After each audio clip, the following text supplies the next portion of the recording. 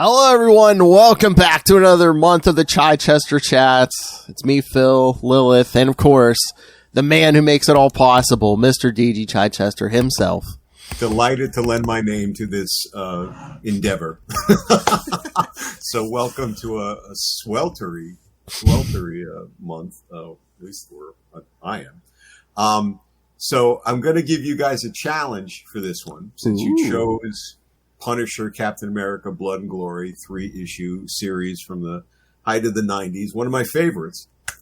There's a bunch of ways you can go after this one. So I'm going to leave it to you and how you want to go after it, right? Like I said, it is definitely one of my favorites. It's packed full of stuff. You could probably have done 3 shows on it alone, but there's a whole sort of story to bring it together from a very practical, strategic, greed-driven reasons. There's back. You already know my vote, sir. I know where your vote's going. There's some back end drama in the actual creative team, end of it. There's a ton of research that went into this one, and the usual kind of flaws and errors as I go back and look at things. But I leave it to you to attack it from whatever angle you want. I don't know. I think I want to hear some of this behind the scenes drama. Yes, let's discuss juicy behind the scenes drama. God, you're going to lead with this. Well, we'll back into the rest of it. Yes. So for those who don't know, but should definitely hit your back issue bins on this. This was a 3-issue series, 48 pages, I think, each, jam packed into a nice prestige sort of format where Captain America and the Punisher come into conflict in the inevitable way, of course, thinking they're each other's enemies, but find out that there's a mutual enemy far worse where they have to team up. But it's got a lot of, I think, great moments in it, great visuals, and a great contrast between the different soldiers, right? Ultimately, that was sort of what we drove part of it. So the real drama, behind the scenes was, and we get into the practical nature of this too, but this is a very extended creation process on this. That's the part of the practical end of it. So it was started and pitched and sold, and the plot was written many months. I cannot remember. It was a long stretch between the time it was actually done, written initially, and then when Klaus Janson, who was the fabulous artist on it, was able to actually get to doing it. So during this time, my co-writer and I, Margaret Clark, were in a relationship, got into a personal, romantic relationship. And then, as it got time to script it, we were no longer in that relationship. And it did not end on good terms. And so, having plotted it, now we're at the point where in Marvel style, you've got to script it, right? Now the pages come in and somebody's got to write all the dialogue and all the captions, which would usually be the two-headed monster that was there. But there was a lot of acrimony, even at one point where the editorial office pulled me aside, wrongly, I think, but I got where they were coming from, wanted to know if there was actually going to be a team up on the scripting end of it, or if they should just hand all the pages to me and have me go away. So, I appreciated that in one way, but out of a sense of fairness and good karma, we went to Margaret and said, well, we got to script this now. What do you want to do? And it was, I would say, the most painful experience of having to sit across from somebody and who you'd gotten along with on a number of levels and created this story. And we still had a lot invested in this story.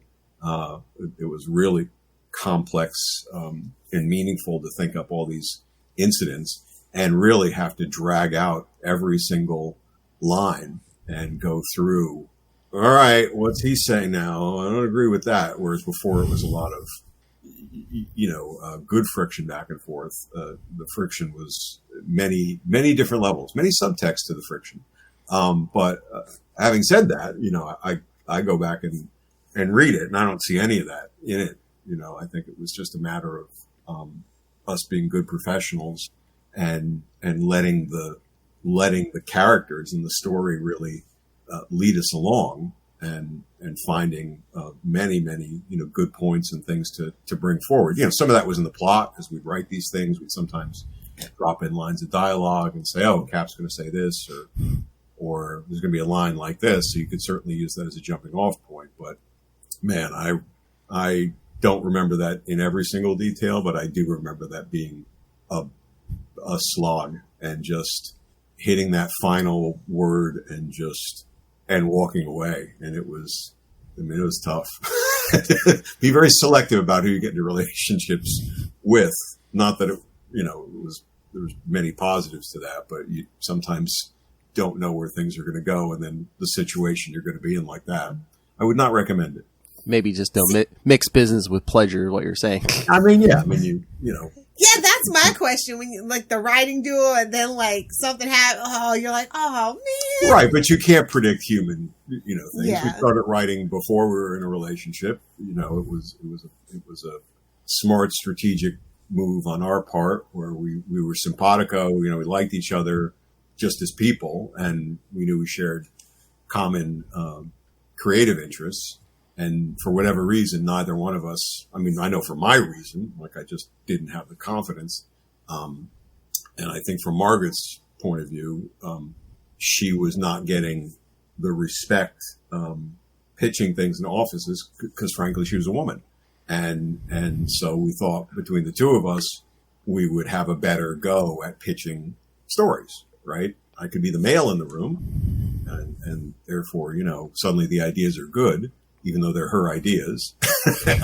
And the duo gave me, confidence, but then you don't go into that thinking, oh, we're going to get into a romantic relationship or something. And then you don't think that that's going to suddenly end, or if it's going to end, of course, it's going to end in a very clean and convenient place. We will not be in the middle of,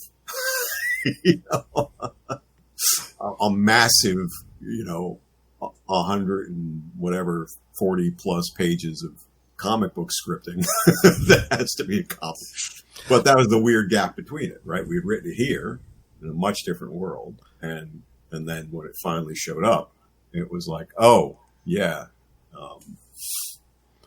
I think the story came out great in my opinion. So it's like I think you both probably channeled the uneasiness into the story. Yeah, like you said, you were talking about friction. There were friction between like the Punisher and Captain America at certain points. Like I think you both channeled that, so maybe in a good way. So I think that's actually what I'm pleased at. I don't read our friction in the story, right? Like like the Alan Smithy stuff, the Daredevil issues, right? Where I was, in a bad space because I'd been fired. But I had to write the book. And I think ultimately, reintroducing it and rereading it 30 years later, it's actually a better story than I thought it was. But I still read sections of that and say, I can see I was in a pissy mood, or I didn't pull that through as much as I might have because it's not going to go anywhere. Here, I think these characters were so strong and aspects of the story, patting myself on the back, and Margaret, were strong enough that they actually led it, right? And that's when we've talked about that before. That's when a story is really working, is when the characters just take you there. And we had put so much effort into figuring out what was motivating them and letting them draw us. I think that when we got to it, we could still, play it out. And if there was friction about the story versus friction being in the room together, it was more, well, no, Castle wouldn't say that, or we have to explain this about Cap or whatever in this way, more practical friction than, I want to throw this at you type friction. So was this pitched to you guys, or did you take this to someone? Because there weren't I was gonna say things that just make sense but don't really happen? No. I So mean, you led with you grabbed onto the drama. Yes. And now we'll segue into the practical parts of the story. No, we pitched this and we pitched this hard, and this was quite frankly a profiteer strategy, right? Punisher was hugely popular. 1992, yeah. Yeah, huge. They might even make T-shirts with his logo at some point in time in the future. So we wanted a piece of the Punisher pie, and figured there'd be profit in that, and then just based on who we were and the way that we thought, we of course then just couldn't be satisfied with going for the gold ring. We had to overcomplicate the story. So then we started thinking about, well, what could be unique and what could be hopefully not convoluted, but we thought a conflict with, looking at Castle differently, or not totally differently. Certainly there were lots of creative teams who drew beyond his mercenary, gunplay. But we thought playing more into the soldier was a really interesting aspect. And then that became, well, what would really make this unique? Not just another Punisher going after Villain X or the mob or something, but what if we could, combine it with Cap? I don't know that Cap was necessarily a big draw, but it felt like then an interesting spin, right? The two soldiers as the conflict. But we pitched it, and we worked hard on Klaus. I mean, to pull him into the mix, figuring, Klaus had cachet, Klaus is talented. This was, within spitting distance of Dark Knight and such. Klaus's name was, in brighter lights, in certain ways. And we were working with him, or had worked with him on St. George, on the Epic, end of things. So we had a pretty good rapport. But he took some convincing, to kind of get his name on it. And so when we did pitch it, we pitched it as a complete package, right? Here's the story. Here's what, not knowing all of what it's going to be, but this is what it's about. It's us and Klaus. And so certainly I think that helped sell it as much as anything, probably more than anything. It was like Klaus being associated with it, just rather than us wanting to go in and do a Punisher story. But that was a hard sell, not hard sell in getting it through, but it was a concerted effort, let's say. Oh, come on. At this point, you were the Daredevil guy. Come on. I'm sure they're like, oh, hey, that Daredevil guy wants to do a Punisher Captain America story. Yeah, but that's, you're giving me more credit now than I probably got then in a lot of ways. I mean, remember, I had to pay for my own Daredevil promotion in magazines. Daredevil was not, except for, yeah. I mean, I've told you before, I had it out with the promotion department one time when Daredevil Year One, was coming out, and the ad is it's Miller time, and I said to them at that point, I'm not discounting Frank Miller's deserved spotlight or talent, or that's going to be a great story, but you run an ad like that, it's a beer ad. Second, it's just lazy promotional copywriting, but you're saying this character is not valid except when Frank Miller writes it, and that's where we were. So, this came out through the Daredevil office, so that was certainly an easier sell, in that way. I mean, it was, and that was strategic in its own right as well. I mean, I could probably have sold something through the Punisher office. I think it was Don Daly at that point, maybe. I think it was, I was on good terms with Don. I probably could have pitched it. We probably could have pitched it and gone through there. But by leveraging Cap, which was a Ralph Macchio office thing, then this was technically a Captain America project, and all we needed to do was borrow Punisher. So there was probably strategy to that as well. Oh man, all the politics. Not so much. I mean, I'm probably making it sound more complex than it was. Just the system, but that would be the system, right? So as we've talked about before, you'd always have to get approval from the other office, and then they decide, A, do I want that person working on it? B, do I want to oversaturate the character more? If I'm going to oversaturate the character, I could have gone in and said this is a Captain America Spider-Man story, and we could have gotten pushed back from the Spider-Man office saying, no, we don't want too many Spider titles this month. We don't want another one. And yet Spider Comics could never. Did they ever say that? They would launch another Spider title, but we couldn't or whatever. But I think Don was a little more laissez-faire, and that certainly the Punisher was oversaturated, at certain points, or maybe all the way through, which maybe that should have been more selective. Was Punisher Don or was Punisher Carl Potts? I can't remember, but either way, that was just writing Daredevil wouldn't have been everything there, but it would have been helpful to go in through the Daredevil office. But no, yeah, I am a Captain America fan, and I thought you honored the character well. I mean, I was reading this, I'm thinking, oh man, I would have loved in the 90s to see like a Chichester take on Captain America. But again, it was Mark Gruenwald, my favorite writer on Cap, so it's like absolutely. You honored it well, because there was no point in this when I was just like, this isn't Gruenwald Captain America. No, I was like, no, it works fine. And I like the compare and contrast against, the Punisher and Captain America, things that just make sense, but nobody was thinking it. The World War II soldier versus the Vietnam soldier, just that.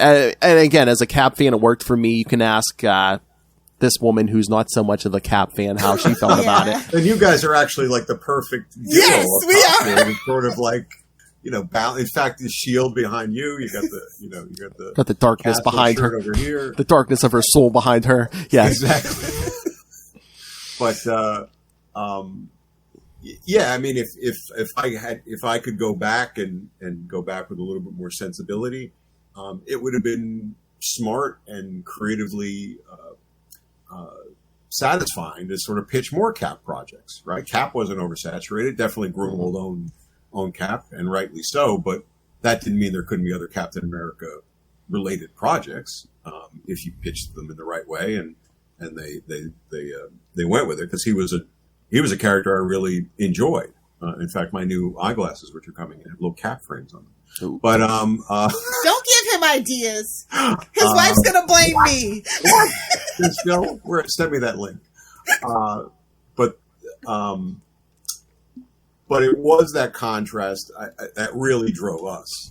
I mean, in the pitch of it, but then in the working out of the story, I cannot tell you the amount of research we went into of reading books about World War II soldiers and what they were going through, and what they were going through then, what they went through afterwards, to try to find things that spoke to this man out of time, and what drove him as a soldier versus what would drive Castle as a soldier. What does it mean to have been a Vietnam veteran and a Vietnam officer and a Vietnam soldier? And I've joked before about, the How to Kill books, I had, which were purchased, mostly to write the Punisher stuff. But that research was in there too, not to be grisly about it, but to really help us think about, how does he think, right? How does he approach everything strategically, and knowing things about, certain types of knives, and what they're called and what they're used for, and how to kill people with them. And that sort of strategic brutality, was just kind of these in-depth drivers. And I think that saturating ourselves in that and putting so much of that into the plot, it also allowed for those things to then come out in the script. I mean, there's some sections, especially at the beginning of the story, that are, I think, way too overwritten for the size of Klaus's panel layouts and such. There's like bulky stuff we're trying to kind of get in there. But by and large, I think it still paces itself out nicely. And that's, again, from that research and it being driven by who those guys were. Oh yeah, I read this story and I'm like, oh, there's a lot of Chichester fouls going into this story. Truly.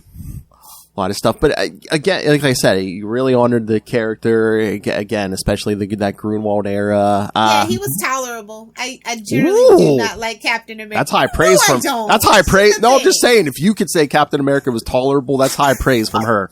I'm really hoping, and probably it's beyond hope, but I mean, I'm really hoping they'll do like a collected edition so we can get that as the cover blurb.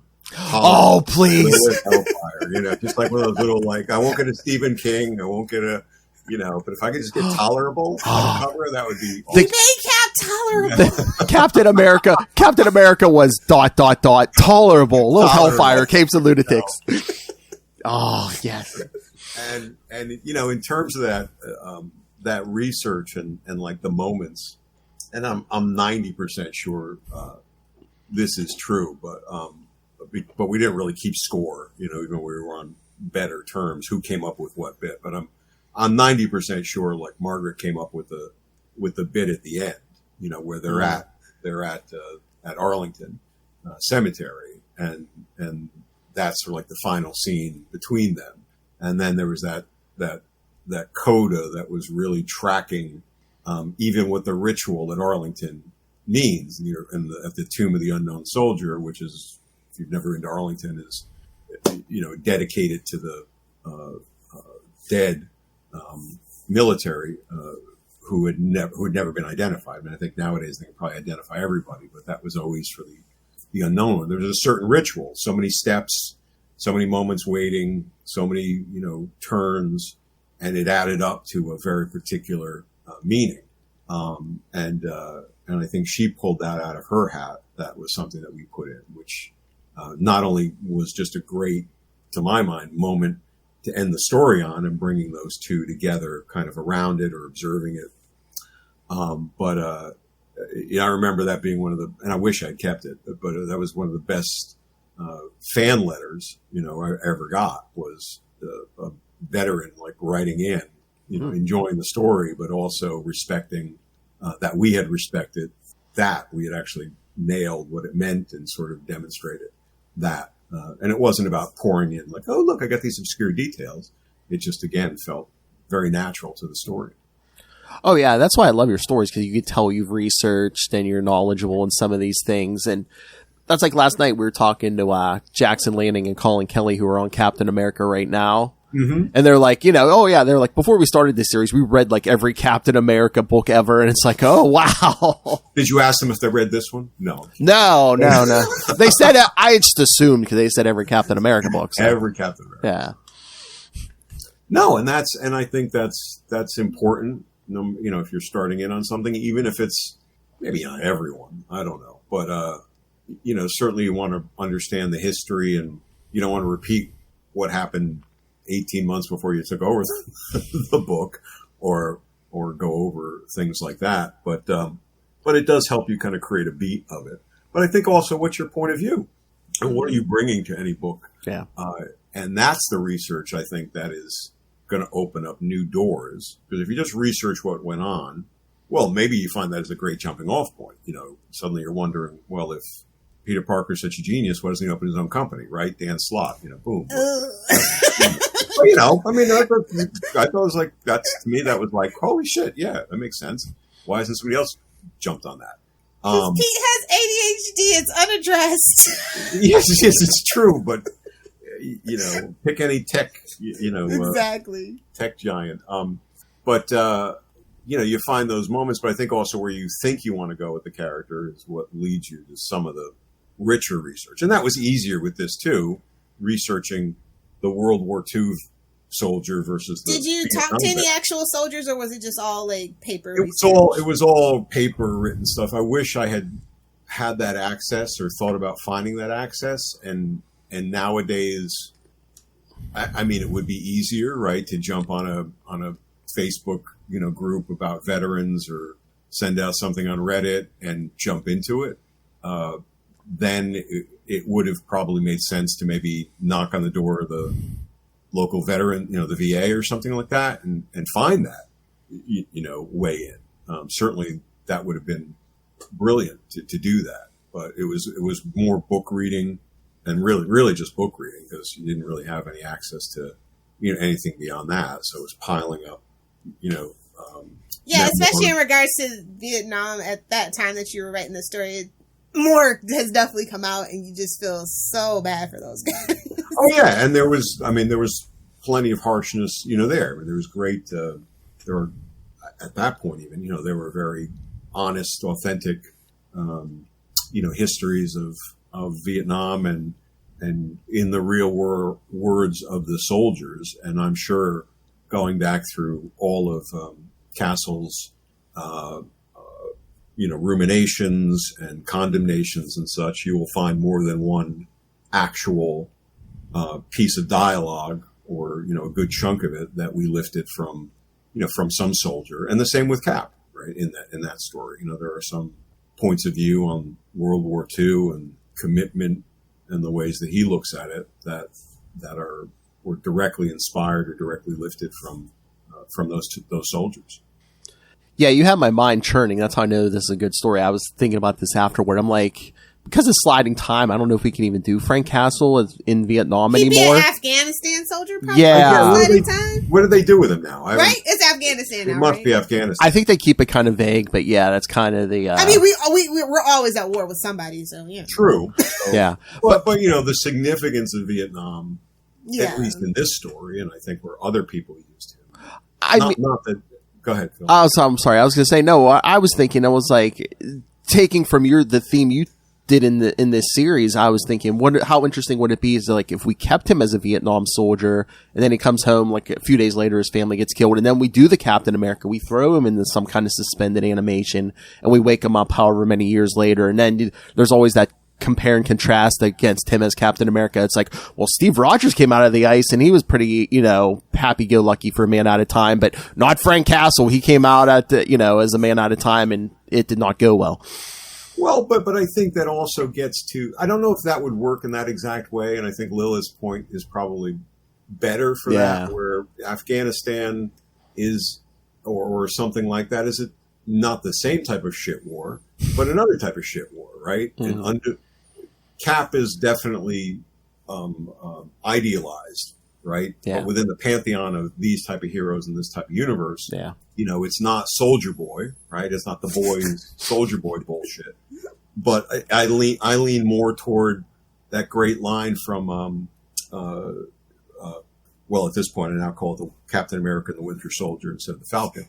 But there's that great, Baron Zemo exchange, where he's going back and forth, and, everyone's ever taken the super soldier formula is corrupted, and Bucky's like, well, Steve Rogers wasn't, touche, right? So I'm okay with that. Like, I'm okay with him having that I went into this for the right reasons, and I fought the right fight, as much as I could. Yeah. And that's what I'm still committed to. And there was a different sheen around him. There's brutality in World War II beyond, right? There were machinations and horrors and we get the idealized, view of it. But at the same time, I think there was a cleaner, lens on it than certainly Vietnam was. Undefined mission. What's it really about? Yeah.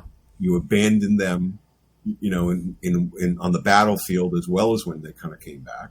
And what are we doing? What do we do with Afghanistan in a lot of ways? It's.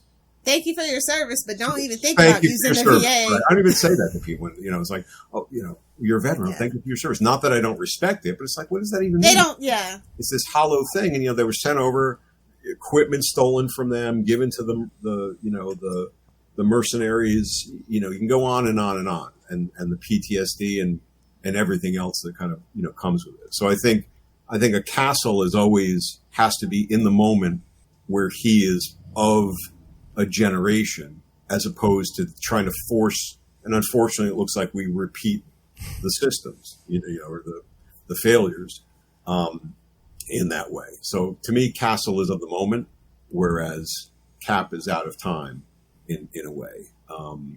At least that's that you don't have to jump Vietnam forward, right? Because you've got a version of it now with something here. Well, give it about another decade. We might have another World War. Yeah, exactly. Yeah. I'm watching. You ever wanted to be Captain America, kids? This might be your time. That would be an interesting story. It's like the Winter Soldier story. Just like Bucky, they woke him up for every war. It's like, hey, after World War II, they put him to sleep. They woke him up for Vietnam. Yeah, Korean War. Yeah.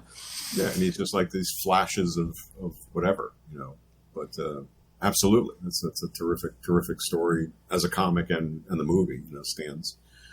Did you have a character that you resonated more with the story? Was it Cap or was it Frank? No, I mean, I really gave, in my mind at least, maybe in the moment, but in my mind, I mean, I was delighted to write both of them, right? This was like powerful stuff to be able to like really get into these characters and not have any interference except for good interference, try to do this. That line would work better like this, that kind of thing. It wasn't, again, they were crazy how much power they gave us in that way. But maybe, but that was partially also earned respect, right? Ralph, Pat, whatever, knew we would handle it well or, treat it with respect and would respect the characters. And I think when you put that much time into, again, the research, it's not like we researched all this stuff for the Punisher and then did nothing on World War II because he's just an old guy who salutes the flag, right? We dug into that. We found the stories from World War II that weren't as glossy and weren't as, rah-rah, stand up with the man with the flag, type of thing.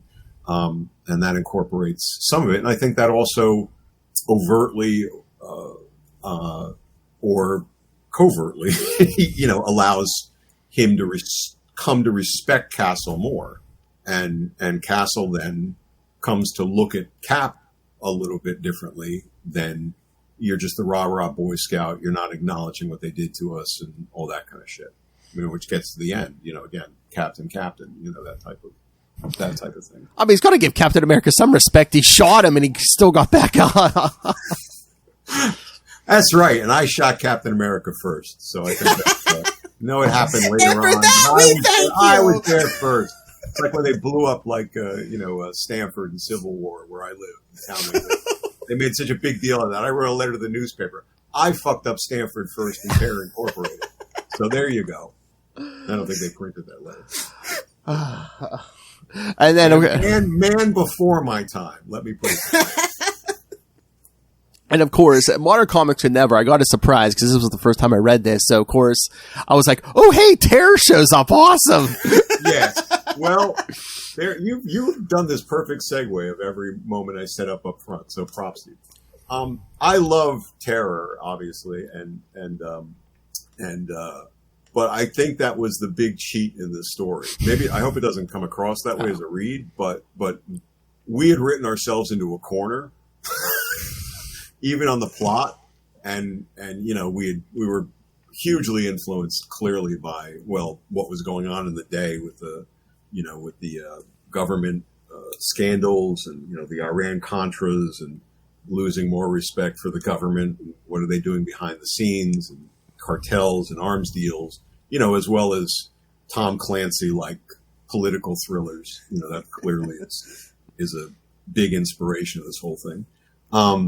But when we got to that point where we realized, we had to do these certain reveals in order to advance the story so that Cap and Punisher could come to the right connections and go after the right villains at the end, we had fucking written ourselves into a corner and it's like, how do we get this stuff across?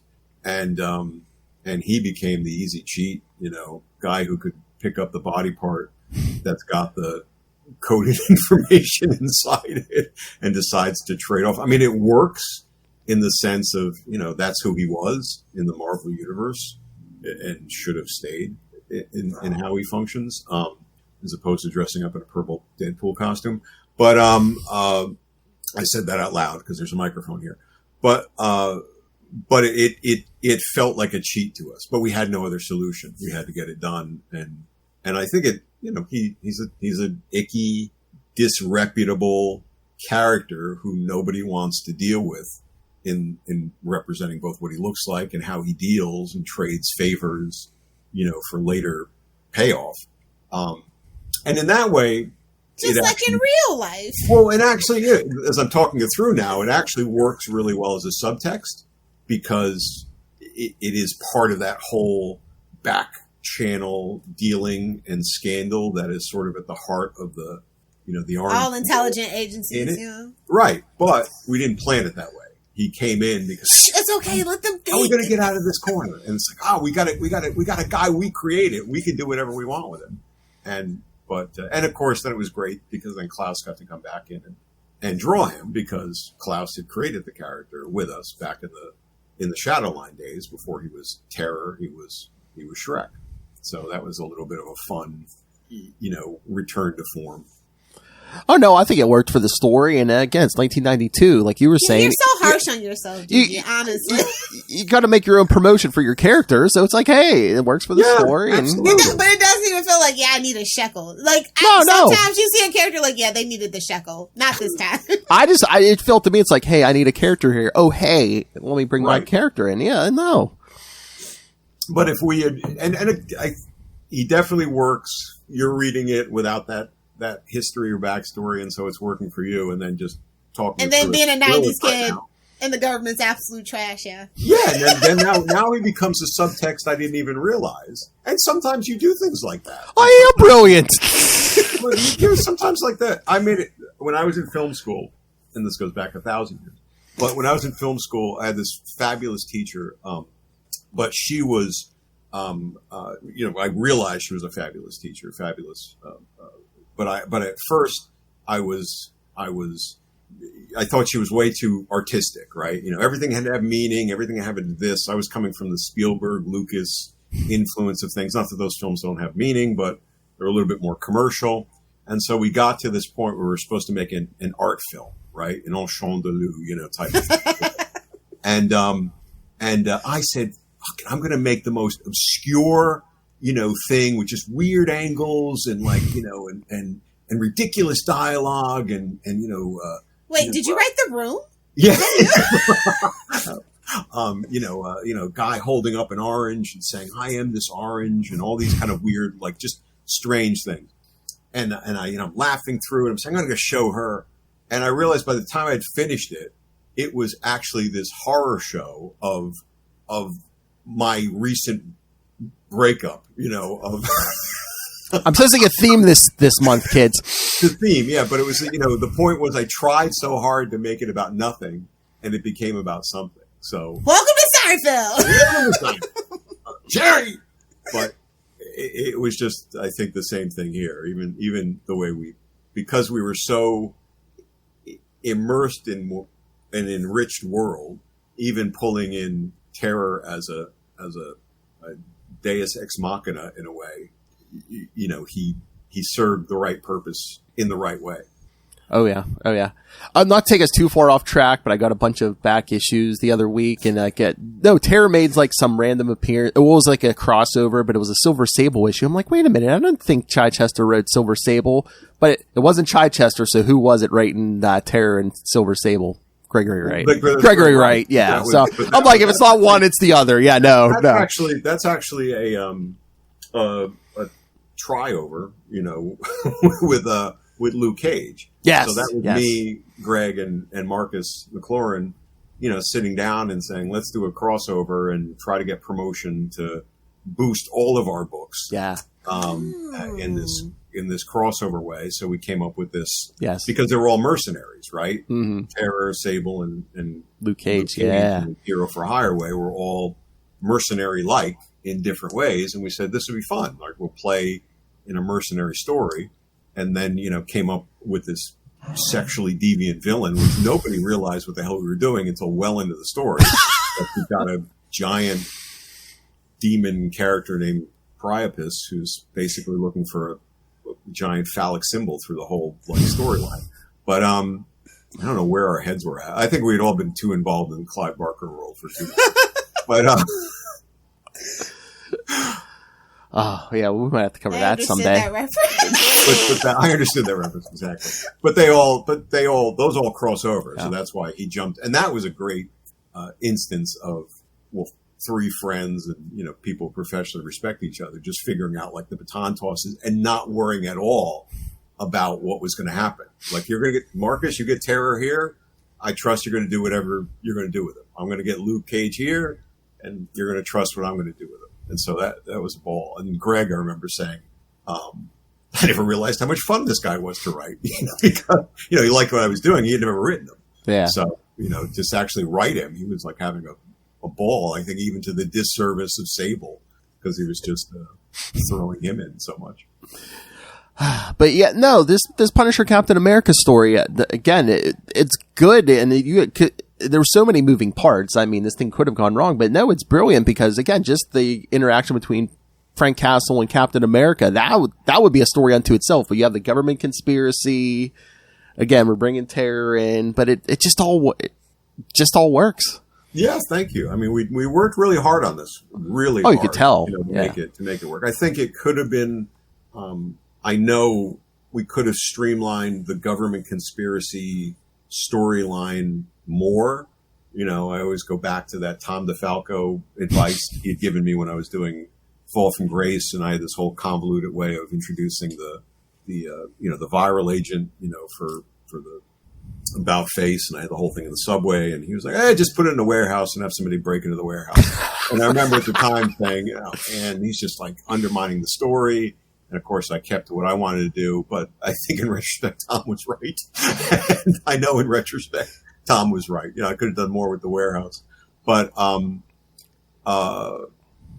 in the same way, I think there could have been streamlining, of certain things with it, and to not to make it oversimplified, but just to kind of help track certain things, because you were going from this government agency and the sub-lieutenants of the government agency to the cartel or general, the South American country who's running things. And so there's a lot of moving pieces that either needed to be introduced differently, or maybe it needed a beat at a certain point to almost like track, like not a diagram, but that beat of a moment, like, let's put ourselves back on track.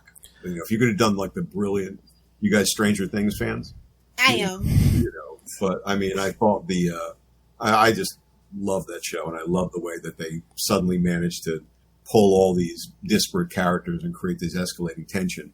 But I thought the cross-cut of the Vecna reveal, right? Yeah. Cross-cut between him lecturing, this is my backstory, with the parallel backstory was this. It was a beat, though. It was a beat not only to reveal the stuff, but to say to the audience, catch up with us. This is where we are. So, just in case you forgot. Let me remind you. Right. Because, we know you binge this, so. Oh, I so binged that. I remember binging the first one, and it was, and I had heard about it or read about it. This was really the first weekend it was out, so I've been reading about it. All I needed to see was, Spielbergish, Steven Kids on Spielberg. bikes in the 80s. Yeah, exactly. It was like all the heartbeats, and saying to my wife and son, I hear this thing is like kind of interesting. Do you want to watch it? Neither are horror fans, neither are Stephen Kingish fans, neither, watch Spielberg movies, but they're not going to not devotees. And we just, whatever that first series was, we might have gone through 2/3 of it, one night, in that one night. And so our kid, who at that point, what are we talking, 6 years ago, 7 years ago? So, we're keeping our kid up late, we're not like, bad parents, make more popcorn, like, more. That kind of shit. So. Somewhere in the background, Luca, I relate. No. Exactly. Anyway, talk about digress. But no, the government conspiracy. I thought you handled it well, because it's like if you made it smaller or like dumbed it down, like I think it would have been like, oh well, that's it. No, it felt vast and this big grand conspiracy to me. It's not a matter of like simplifying it, but I think sometimes the beats, and I'm being self-critical, if it's coming across well to you, that's what it needs to do. Yeah. But I sometimes think, and sometimes it's also like art styles and stuff. I love Klaus's art to death. I love Klaus as a person to death. But his style is not as defined in some ways as other things, right? So you got to take that into account. Can somebody track visually who all the characters are in the right way? Like, his dynamics are off the chart, but sometimes that might be a complication to the reader again, he was challenged with us packing in so much stuff and having to kind of get that across, which he did, and then when you get to the big, huge moments, the helicopter fight with Castle over the city is just like, holy shit, that's like just exactly like it should be. Right out of a movie. I love that. So, big, bold stuff. And I don't, I should ask him this. He might not remember any of it. I think he's going to be at Terrificon this weekend if I can corner him or get past his line. I realize I'm sitting next to Ron Garney, which means like I will be so freaking overshadowed. Maybe I'll get like his overflow. But people be jumping back and forth here. Sign this Daredevil, or we're Night Stalkers. Exactly. But I don't know if Klaus was, into this ultimately. It was, or if it became. I say that because of that gap between, when he was definitely sold on it or into it early on, but I think that there was a long gap which was on him. Right? Where did it go from the plots to the pencils? That was on Klaus. And it was not a priority for him. So he had many other things going on, clearly. Some probably a lot more profitable and maybe some more of interest. So I don't think he certainly didn't do this with his left hand. I don't know if he's left-handed. No, he's right-handed. But he didn't do this just to get it off his drawing board. But in some ways I also don't know that he was as into this. But being a consummate professional, you would never know that either, right? He just delivered, and I just look at this and I'm like, the moment, of Cap being shot is just literally explosive and incredible. The moment where Castle picks up the shield is yes. Great, when you saw those moments, it also wrote the lines, I guess, again, some of the stuff was in the plot, but some of the stuff just was like when you saw the beats that he created, because while we wrote pretty tight plots, and we would sort of almost like see the beats in our head.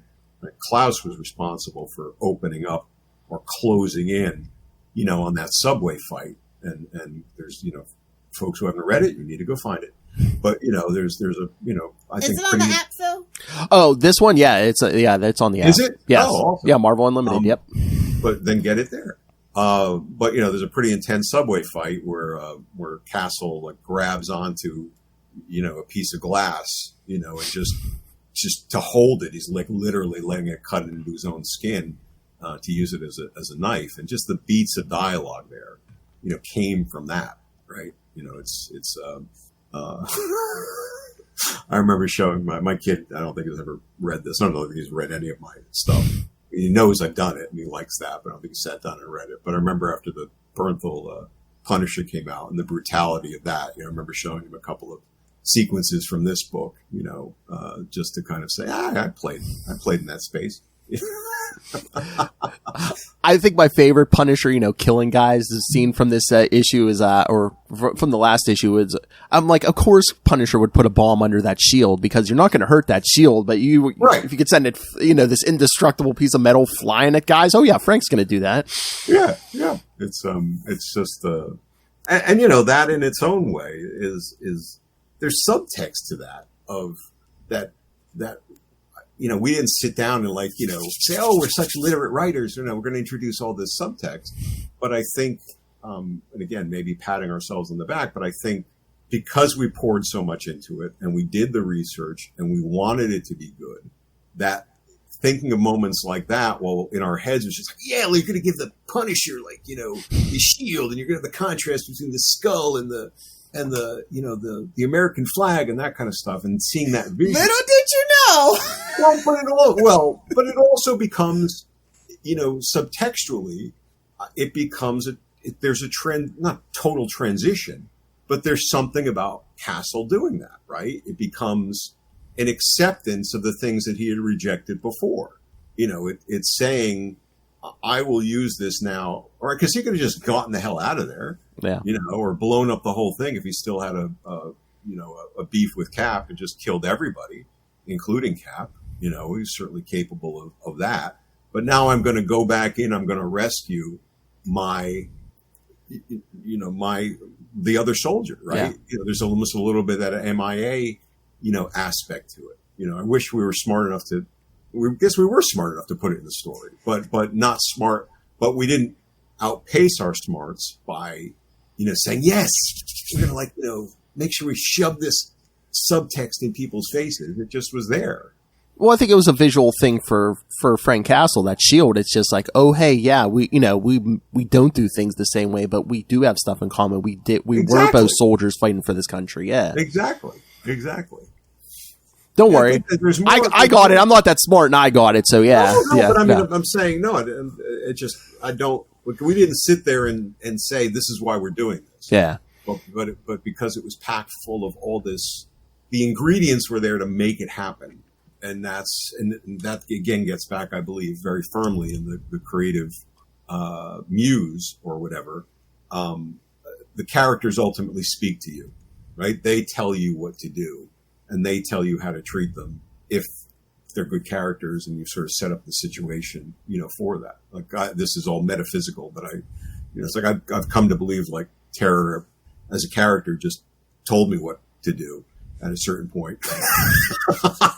And I had very little to do with that. Oh my God. Okay. Here's my blurb for the cover. Okay. This is, Tolerable? Okay. No. This is Chichester's Taylor Swift moment. He went through that breakup. The pain was worth it, because look at the masterpiece he co-created. No, I shared that with you just because, Oh yeah. It's fun, but I don't see that. I don't see that in the story at all. Like we didn't write it we didn't write the plot, either. I mean, we were probably more simpatico when we wrote the plot that allowed for a lot of shared sensibilities and goals and whatever else.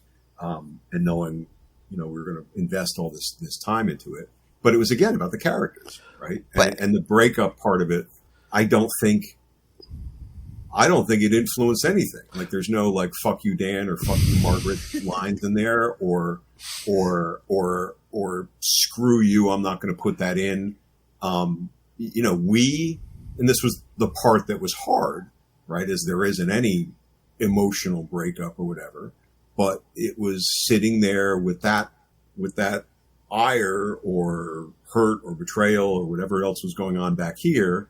But the debate here, right, and the horse trading here was about the lines, right?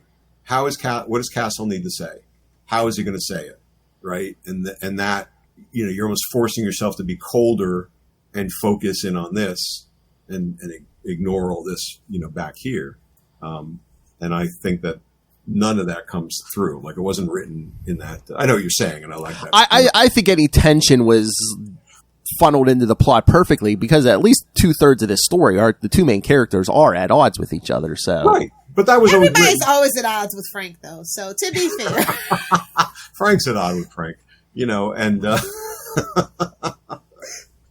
but that's how it was driven, right? That was the essence of the story from the beginning, and it was always going to be like that, regardless, just because who they are. That was the whole thing. Oh yeah, Captain America is always like that with him. He's like, I don't like your methods. I don't like you. I don't like your methods. Right. Now, don't get me wrong. This feels like a complete story, but have you ever thought about revisiting this well? Do you think there's more that you could do as a second story for these two? Never thought of it really before you said it right now, but possibly. Especially the way the world is right now. Right, but the way the world is right now, again, you'd have to kind of come back in and do a new story with the new Punisher. Is Cap still working? Well, listen, he'll be back in a minute, okay? No, I'm not even talking about the hand nonsense. But I mean, like you were saying before, he's been sort of semi-updated to Afghanistan and that whole world. So you need to not just suddenly pick up the pieces from, hey, remember when we met last time in Arlington? And you'd almost need to find what are the conflicts and contrasts of a Afghanistan based Frank Castle and a Captain America, right? And what is the world today demand of, especially post Hydra Cap. So do they even still acknowledge that? Do they? I don't know. Not really. Okay. That was so bad. I'm sorry. I don't like to. Isn't that what the boys were saying last night? They're like, yeah, no. I hate to I don't know what goes on with other creators or what they go through, what's demanded of them, and what they came up with, but that's just like, if you're a Cap fan, that just feels like the ultimate betrayal. well, That's it all. is. And it's like, yeah, I understand. Oh yeah, I mean, back in the day. Oh yeah, back when that happened, they were getting death threats and stuff. I mean, well, it was just, but yeah, it's so not to change. I don't know. It just felt so. I love the bit, you know. Well, where you know, where the Hydra elevator thing was just so awesome. But oh yeah. as a way to sort of like, you know, thumb the nose or whatever, and it's the same company, but it's like, oh yeah, Cap's Hydra, you know, like, you know, just wonderful. I mean, I think they kind of like tried to pull away from that a little bit at the end of that whole thing because, you know, at the end of the story, they pull a Superman 3 where like Steve Rogers basically pulls himself out of Hydra Cap and the two of them fight. So, but it's like, why are you doing it in the first place? You know, it's the same. I'm not trying to ding the creative team, but it's the type of mentality that says like Superman has to kill people. It's the type of mentality that says, you know, he's a boring character and we have to introduce this, as opposed to leaning into what makes him special. You know, the Zemo line. There's no such thing as a boring character, just an unimaginative writer, as far as I'm concerned. Well, you know, but then that's the thing. It's like, you know, what's the Gaiman quote about Superman, right? When Warner Brothers was saying, well, we need to find ways to make Superman relevant, you know, in today's world. And Gaiman shot back, you know, you don't need to make him relevant. You need to make him inspiring. And it's like, that's the thing. And that's what my son doesn't like Superman, you know, at all. I don't think he's read, you know, that much of it, but he loves Cap, especially mostly from the movies. I said, well, Superman is Captain America, right? That is essentially like they are equivalent characters. And if Marvel could figure out a way to make this joke, quote unquote, of a character in his Star-Spangled costume, you know, work, then the right team on Superman can make Superman work. If you can make a talking tree and a raccoon stars, you can do pretty much anything. So. Yeah, I mean, I forget who said it, but they were like, oh yeah, how do you make Superman relevant? And it's like, you know, this traveler from a foreign place comes to America. Oh yeah, I don't know how that's relevant these days. Exactly. I don't know. Where would the subtext and story be in that? I don't know. Superman versus the Klan is. You guys read that one? Yes. It's awesome, right? You know, and then that's a terrific. I mean, I guess that was based on an old radio play, but even so, terrific, right? Terrific complexity. Doubt, honestly, modern comics are afraid of their readers. They think we're stupid. Maybe. No, like I read some of the stuff and I'm like, why do I have this anvil on my head? Well, yeah, like Hydra Cap. I think there's pressure on them. It's like, oh yeah, we need you to do like at least like 2 to 3 events a year or something. You know, I think there's fine. Yeah. Do the events, but I think that to me that's a pitch that somebody says, yeah, that's like, yeah, that'll get attention, yeah, exactly. It doesn't matter that it's completely like that. That to my mind should have been an editorial ding, right? Yes, Spotlight not consistent with this world. It's not a world you want to remake, right? If you want to suddenly make Captain America, you know, and I haven't read all these stories like about Ghost Rider, but Ghost Rider's apparently right what now, like a universal cosmic entity force, you know, of some kind or another. One of them, yes. One of them, right. Yeah. Crazy idea. I don't know why you need to go there, but, you know, you're sort of expanding the platform of it. You know, if you want to suddenly say Captain America was the embodiment of some universal cosmic force of patriotism or nobility or inspiration, I wouldn't want to go there necessarily, but there's a surprising element that's consistent with the character. To suddenly say this person who held on to everything, right, and was born of this greatest generation, and et cetera, you know, has just been saying fuck you to the world all this time. Yeah, wow, that's a surprise, right? But I don't know, thumbs and nose at the character, thumbs and nose at the readers. But well, yeah, in modern comics, I think there's like a pressure. It's like, you know, if you have, you're not trending on Twitter, you're not doing it right. Oh yeah, there's headlines. You know, 9 a.m. the day your book comes out. It's like, oh, guess what this writer did with this character, you know, or right. But you know, like, look, I took a picture of the page and I put it up there, so you don't have to guess anymore. And thank you, CBR. Yeah, and again, it's like writing for the trades. There's so much more pressure than before your, you know, more than your day, sir. I think that definitely the marketing team has always been the same. Suits are always suits, no matter what. They just gotten more power. In some ways, sure. And again, I don't know what people are going through. I'm not, for all I know, that was a committee-led decision at the highest levels, and this came down to that team and said, somebody, Zack Snyder called and said, we should make Captain America evil, and you guys do that. Right? You got 2 issues to make it happen. That could have been the drive right there, for all I know. So, but I actually, for as many people complain, and I know from my own efforts, there's a lot. It requires a lot more work to have to do your own promotion on top of doing the work itself. I would have killed for these tools back in the day, right? I would have killed for a Twitter and a Facebook. Oh, yeah.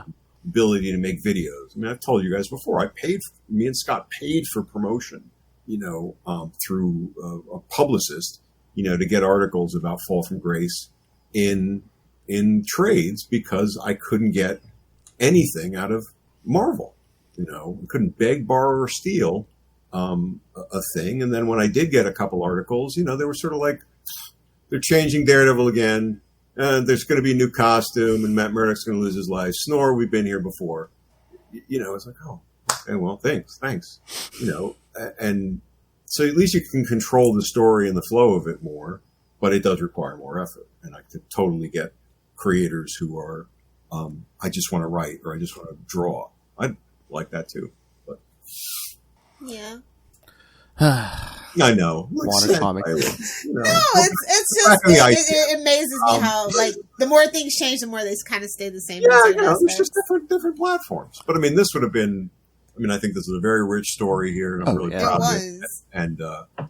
And I don't know that it would have been better with today's tools to be able to hashtag Arlington Cemetery, hashtag Unknown Soldier, and Lilith, your idea of interviewing actual vets and pulling them into the story, would have been extraordinarily powerful, for us to have thought of then. It would have certainly been a lot easier today to tap into people than find. Well, and the neat thing is, since a lot of them are dead, they did leave their stories behind, and you can find them in audio collections all across libraries and stuff now. So, but you could probably, think of the richness of walking into a VA center or a senior center. Yeah. Where maybe a person who was in World War II or Vietnam at this point, is living. I mean, I visited senior centers and, done some presentations on storytelling and such. And like everybody else, we sort of start to dismiss, that old guy there, look at him. He can barely walk across, the thing to get into the room. He was the head of surgery, or whatever. That guy there, was a nuclear physicist, everybody's got these underlying stories and nobody's asking them, right? So the ability to have asked that guy, tell me your World War II story directly, and watching his eyes light up or get horrified or whatever, would have been very revelatory. But maybe there's in an alternate universe, there's that sequel you were looking for, Lilith, and I was able to do that.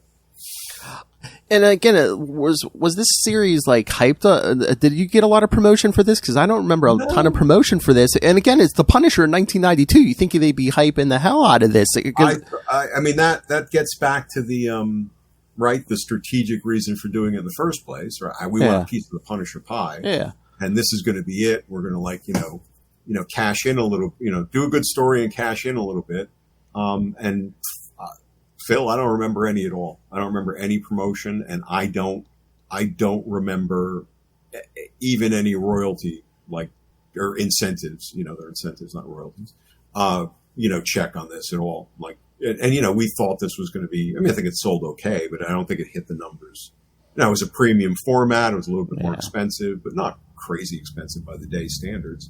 But I don't think it cracked the consciousness in a big way. No, like I said, I was reading both characters. I don't remember seeing this. This was the first time I read this because 1992, 14-year-old me, if I had seen this, I would have been I wouldn't have been able to rip it off this newsstand or comic shop quick enough. I'm just Yeah, and I mean, the covers are strong. Yeah. And the design is strong. I would have been like, hey, that Daredevil guy's writing a Punisher Captain America story. Yeah, I got to read this. It didn't. I think we expected promotion for those exact reasons, you said, and we, and it just didn't, it didn't happen. And I can't remember, if I stamped my feet or was smart enough to know. Again, if you go back in time and sort of implant things in your earlier neurons, it would have been go talk to them now, as opposed to waiting and assuming that was going to happen. Yeah. But again, it's like, why weren't they promoting this in Captain America's book and Punisher's book? Hell, promoted in Daredevil. Hey, the guy who's writing this issue is writing a Punisher Captain America story. Yeah, I mean, that cross promotion makes eminent sense. But I think Cap, again, was in the office, but the Punisher office would have been like, well, whatever. You're using our character. You figure it out. He's everywhere these days. That cross promotion should just be, follow this, or hey, Cap's in this, or don't miss out on that. That seems like a pretty easy thing, and a little banner across the bottom of a page. But we get back to why is Marvel movies never thrown a follow Thor in the monthly adventures of the Mighty Thor or something like that? At your local comic book shop. What would that take? There's literally 9 miles of credits at the end of these movies, with every special effects and production artist, who's there deserve their credit. Absolutely. But you can't throw one little line in there. Yeah, and they thank creators at the end. How about a blurb after that says, yeah, and go check out their works, at your comic shops. Even if it's just on Marvel Unlimited or whatever. Say something. Yeah. Exactly. Perfect place for it. Right.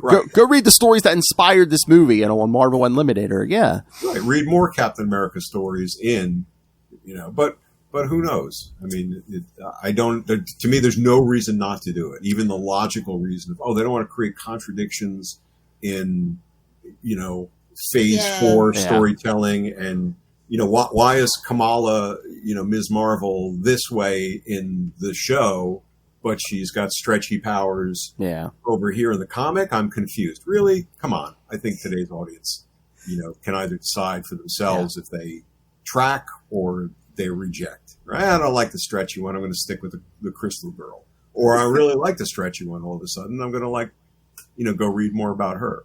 So which was a fun show if you haven't seen that. We have. We talked about it. Oh yeah. Well, Did you dial the She-Hulk number? No. I was gonna say, Phil, you did it. No. 1-877 She-Hulk. So you gotta dial it up. So I always need a good lawyer on retainer. So my son was like, "Is she a very good lawyer, though?" She's the best. No, just the line from No Way Home. We always talk about that, like how poor Matt. Foggy's just carrying him through his whole law career. Then there's She-Hulk. You're right. But Matt's. I've decided Matt's not the guy you want actually on your case, because he's just going to get distracted or ragey or won't show up at all. Won't show up at all. Exactly. So. Yeah, I don't want to practice in law. I mean, if ninjas are attacking me, I want Matt Murdock, but right, exactly. But I'm thinking She-Hulk might be moving a little bit more to the Better Call Saul territory from. Yes.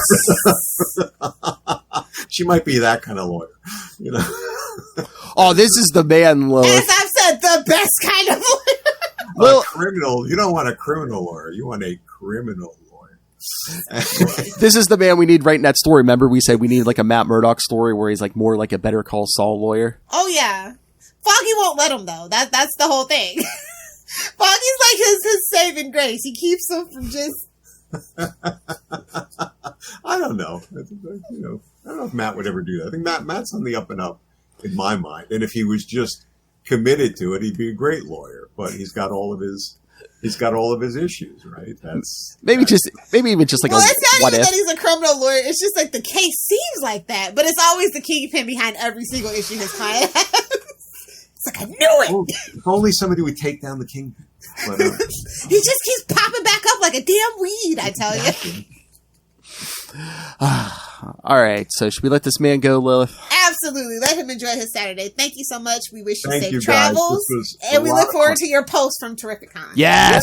Yes, Terrificon is next weekend. I will be there July 30th, 31st. If you are in Connecticut or in the area around Mohegan Sun Casino, since people apparently travel quite far for this. Looks like a huge show, probably a super spreader event, but hopefully not. And it is Terrificon. Well, Comic-Con can do it. Yeah, I was going to say, if San Diego can do it, yeah. Yeah, San Diego can do it. But it looks like a big pack show. They pull together a lot of great people, and I will be there. And so drop by and say hello. Give Ron our best. I will. I'll sort of wave to him over the many, many heads. Poor Ron. Look, he was. I just posted something like, I guess the turnout at San Diego was 6,000 people. Oh, wow. Lucky them. Berserker panel, with Keanu and stuff. And it was like, I just said to him, man, you earned it. Take it in. He's just been doing such great work over the years on everything. And to see him getting this kind of attention and recognition now is just awesome. Yes, go see this man at Terrificon giving all his former coworkers a hard time. So I definitely am going to, I think Fabian's there. I'll give him some shit for next month, right? Oh, yeah, nice. We still got Fabian. Right? Oh, no, they're going to be getting together. Okay, we got to get our story straight for before next month. No, I know you set this up for whatever you set it up for, but I doubt seriously we're going to talk about any of that. Oh, no, I don't think he even wants to talk about the actual story. I'm like, that's fine. We'll just talk about the behind the scenes. What really happened at that lunch. He's not going to go anywhere with that. And I'm sure we'll get into, And we'll just be here to be flies on the wall. That's what all. did he post recently? It was like something about, somebody asked about promotion or whatever. Then he fired back some shit about, those fragile egos in the Epic department. Oh, this is gonna be so good. Kids, this is gonna be good. This is gonna be good. Our egos were anything except fragile. That was the problem. This is gonna be good next month, kids. Yeah, we're talking Dead Man's Hand. Yeah, it's with a special guest. All right, well, I'll track him down and we'll get some dialogue going. But all right, guys, thanks again. Always a pleasure. This was a fun one, and look forward to the next time. Oh yeah, it's gonna be a big Stay one. well, stay cool. Thank you, sir. Safe travels. All right. Thank you.